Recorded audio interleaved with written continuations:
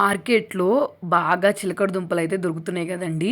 ఇవి తెచ్చుకొని వాటర్ లేకుండా వీటిని ఎలా ఉడకబెట్టాలో చూపిస్తాను.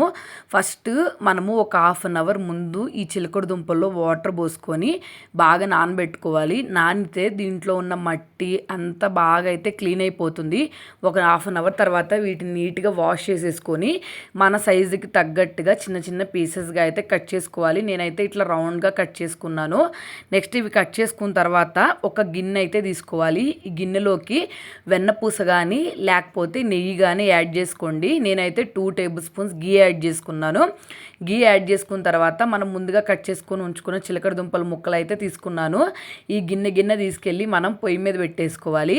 పొయ్యి మీద పెట్టుకున్న తర్వాత దీనిపైన ఒక గిన్నె పెట్టుకొని అందులోకి హాఫ్ వరకు వాటర్ పోసుకొని లో ఫ్లేమ్లో ఇవి బాగా మెత్తగా అయ్యేంత వరకు ఉడకబెట్టుకోవాలండి. మధ్యలో ఇవి కొంచెం మాడకుండా ఇట్లాగా మనం గిన్నెలోకి ఎగరేసుకుంటూ ఉండాలి. ఇదైతే చాలా మెత్తగా ఉడికిపోయేటట్టు అయితే ఉడకబెట్టుకోవాలి. ఇట్లా చేసుకున్నాం అనుకోండి వాటర్తో కూడా పని లేకుండా, అలాగే చిలకడ దుంపలో న్యాచురల్ స్వీట్ ఉంటుంది కదా, ఆ స్వీట్నెస్ కూడా పోకుండా బాగా కుక్ అవుతుంది. గీ అయితే దీనికి ఇంకా టేస్ట్ని ఎన్హాన్స్ చేస్తుంది. చిన్నపిల్లలకి గీ పెడతాం కూడా చాలా మంచిది కదా, ఇట్లా చిన్నపిల్లలకి ఇస్తే చాలా ఇష్టంగా అయితే తినేస్తారు. చూసారు కదా ఎంత మెత్తగా ఉడికిందో. ఆరిపోయిన తర్వాత తింటే టేస్ట్ బాగుంటుంది. వీడియో నచ్చితే సబ్స్క్రైబ్ చేసుకోండి.